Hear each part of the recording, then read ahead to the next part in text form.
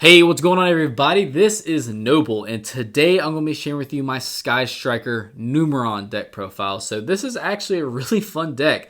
It has some interesting interactions and surprisingly good synergy. Sky Striker, having a lot of room to be able to basically add some more things in because they only have like 5 main deck monsters to begin with, and then Numeron also only having like 3. So it's actually a lot of fun to play. If you haven't seen this play, I do recommend you go check out some videos of it or something like that. And then I do recommend you picking this up. It's not crazy expensive. The Numeron engine is super cheap these days, which is insane because it felt like it wasn't even that long ago that it was super hyped and it just came out. But yeah, guys, before we get into this, if you're here and you haven't already done so, please go ahead and subscribe. I'd absolutely love that. It'd make my day. I'm not even kidding about that. Hit the bell so you become part of the notification team so you don't miss anything that goes on this channel. And give this video a thumbs up if you like it, because it, on top of making me happy, it just puts my videos out there even more on YouTube. And me being a very small YouTuber, it's extremely critical to me. So without further ado, guys, let's get into this. To start off with, we're playing Triple Ray. So what Ray does is, has a quick effect. You can tribute this card. Special summon a Sky Striker Ace monster from your extra deck to the extra monster zone. While this card is in your graveyard, if a face-up Sky Striker Ace Link monster you control is destroyed by battle or leaves the field because of an opponent's card effect, you can special summon this card. You can only use each effect of Sky Striker Ace Ray once per turn. I'm also running double Sky Striker Ace Rose. So what Rose does is, if a Sky Striker Ace monster or monsters is normal or special summon, except another copy of this card except during the damage step, you can special summon this card from your hand.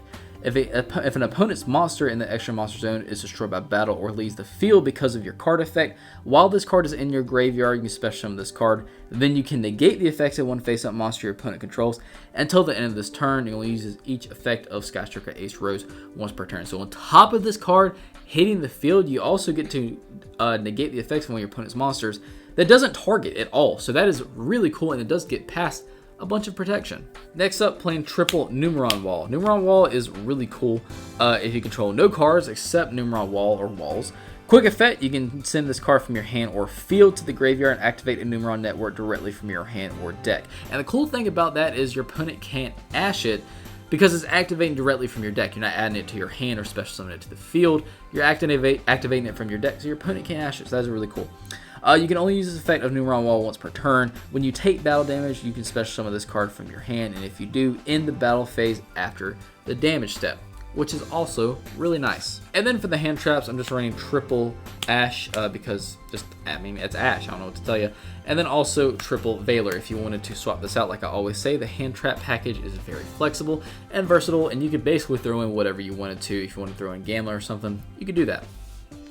So that's actually it for the monsters. That is not a big monster count at all. So for the spells, we're starting off with Triple Numeron Network. What Numeron Network does, on top of being some of the best artwork I've ever seen in my entire life, during the main phase, you can send one Numeron spell card that meets its activation conditions from your deck to the graveyard. This effects become that spell's effects when that card is activated.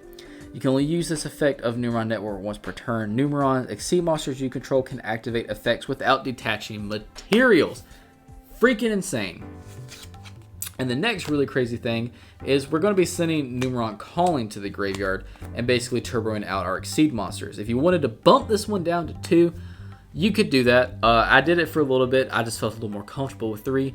But if you wanted to bump it down, that's fine. If Numeron Network is in your field zone and you control no monsters, you can special summon up to 4 Numeron Gate Exceed monsters with different names from your extra deck, but banish them during the end phase. Also, you can only normal or special summon once for the rest of this turn.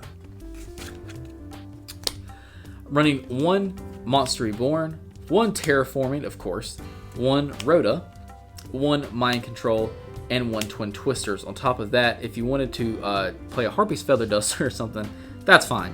You could do that, honestly. So for the Sky Striker package, I'm running double Sky Striker Airspace Area 0. So this is the field spell for the Sky Strikers. You can target one other card you control, excavate the top 3 cards of your deck, and if you do that, you add 1 excavated Sky Striker card from your hand. Also shuffle the rest into the deck, and then if you excavated a Sky Striker card, send the targeted card to the graveyard. If this card in the field zone is sent to the graveyard by a card effect, you can special summon 1 Sky Striker Ace monster from your deck, and you can only use each effect of Sky Striker Airspace Area 0 once per turn. I'm running one Eagle Booster. What Eagle Booster does is if you control no monsters in your main monster zone, you target one face-up monster on the field. That target is unaffected by card effects this turn except its own. And then if you have 3 or more spells in the graveyard, it can't be destroyed by card effects. Excuse me, it can't be destroyed by battle this turn, which is a really helpful additional protection. I'm running one Hornet Drones. If you control no monsters in your main monster zone, you special summon a Sky Striker Ace token in defense position, which can't be attributed. And then if you do have 3 or more spells in the graveyard, other tokens attack and defense become 1500 instead. And then I'm also running one Jamming Waves because if you control no monsters in your main monster zone, you target one spell and trap card on the field, you pop it, and then if you have 3 or more spells in your graveyard, you can pop a monster on the field as well. Well, that's really cool. Also, one multi-roll, which multi-roll is freaking crazy, man. Once per turn, you can target one other card you control, send that card to the graveyard. Also, your opponent cannot activate cards or effects in response to your spell card activation for the rest of this turn, even if this card leaves the field. You can only gain the previous effects once per turn. Once per turn during the end phase, you can set Sky Striker spells with different names from your graveyard up to the number of Sky Striker spell cards you activated this turn while this card was face up on your field, but you banish them when they leave the field. I'm also running double Afterburners. So Afterburners is really cool.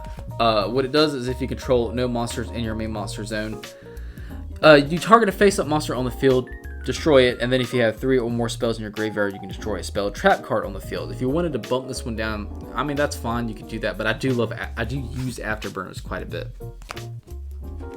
Also running triple Widow Anchor because we can run triple Widow Anchor now. What Widow Anchor does is it has a quick play spell, and if you control no monsters in your main monster zone, you target one face-up effect monster on the field, negate that face-up monster's effects until the end of this turn. And then if you have 3 or more spells in your graveyard, you can take control of that monster until the end phase, which is really cool because there's no restrictions on what you can do with that monster. Also running triple Shark Cannon. Shark Cannon is nice. It's also a quick play spell if you control no monsters in your main monster zone. Target one monster in your opponent's graveyard, banish it, or if you have 3 or more spells in your graveyard, you can special summon that monster to your field instead. But the only caveat is it can't attack, but you're probably going to use it for something else anyway, so who cares? And then last but not least, I'm running triple Imperm. Like I always say, if you don't have this card, you can substitute it for Effect Veiler, or maybe something else, maybe run some more Gammas, some more hand traps.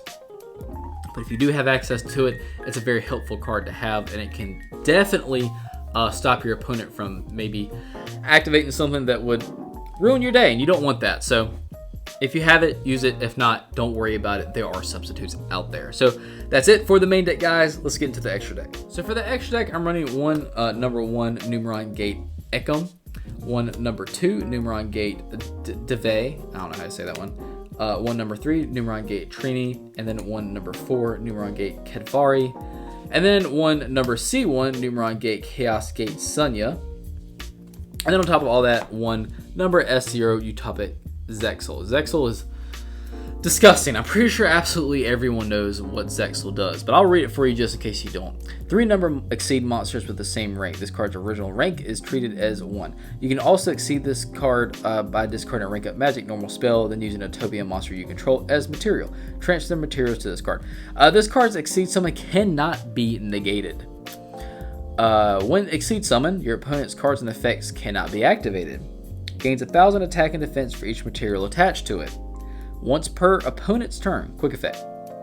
You can detach one material from this card. Your opponent's cards and effects cannot be activated this turn. This card says, hey, GG. That's what this card, literally that's what this card does. Hey, GG. You can't play. Which I am not a fan of this in Calamities. I don't like them at all. I don't think any card that says, hey, your opponent can't play the game, I don't think they should be in circulation. I don't think they should be out there. That's why I hate Super Poly 2. You can't respond to it. But they have been avoiding the ban lists. They're out there. Everyone else is playing them. You might as well fight fire with fire, I feel like. But if you don't want to, that's fine. Like, this is a Sky Striker Numeron deck profile. So if you don't like this, why are you watching it? But you know, if yeah, I don't know what to tell you. You don't have to play this deck, but this is a guide if you want to. All right, I'm also running an Affinitrax Fortress Megaclops because this is actually really helpful kind of extra deck tech to use Its 3 Exceed monsters is unaffected by other monster effects except for Exceed monsters, so if your opponent isn't playing an Exceed deck, they're basically screwed. It can't be destroyed by battle except with an Exceed monster. You can target an Exceed monster in your graveyard and 1 card your opponent controls. You special summon that monster from your graveyard, then if you do that, you attach that opponent's monster to that monster you summon as material, and then for the rest of this turn, any damage your opponent takes is halved, but who cares about that? This card is really cool, and it's just a really great kind of tech to have in basically any Exceed deck. And then for the Sky Striker stuff, I'm running double Kagari. What Kagari does is if this card is special summon, you can target a Sky Striker spell in your graveyard, add it back to your hand, and then it gains 100 attack, for each spell in your graveyard. You can only special summon Kagaris once per turn. Also running double Shizuku.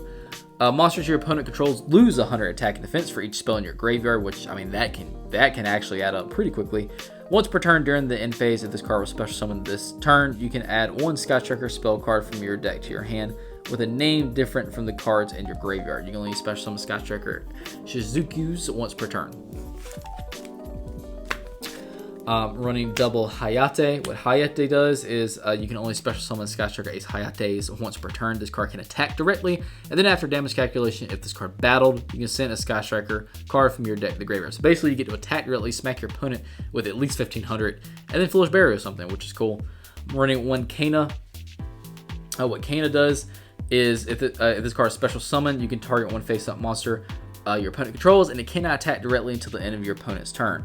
Each time you activate a Sky Striker spell card or its effect, gain 100 life points immediately after the card or effect resolves. You can only special summon Hyenas once per turn. And then lastly, I'm running 1 Zeke as well. 2 monsters, including a Sky Striker Ace monster, must be link summoned. You can only special summon Sky Striker Ace Zeeks once per turn. If this card is link summoned, you can target 1 face-up monster on the field and banish it until your opponent's next end phase. Once per turn, you can target 1 other card you control. This card gains 1000 attack, then send the targeted card to the graveyard. If you want to run something else instead of Zeke, you could do that. But yeah, guys, that's it for the deck profile. I really hope you enjoyed it. This has been a really fun one to play. Like the Sky Striker Numeron synergy it's just cool. I like it a lot. Like I said, I'm not a fan of Zexal, but this just works really well together. It's just funny because both decks have 5 and 3 main deck monsters, so it's just a ton of room to throw in other things in the extra deck. You have a lot of spots for flexibility in this deck, so you can kind of play it any way you want. But this is just a guide for you guys. But hey guys, thanks for watching. If you're here, and like I said earlier, if you haven't done so, subscribe, hit the bell to become part of the notification team, and give this video a thumbs up so things will circulate around YouTube and the channel can continue growing. Literally all thanks to you, because it's definitely not because of me. Thanks for watching, guys. I love you guys as always. I'll see you in the next video.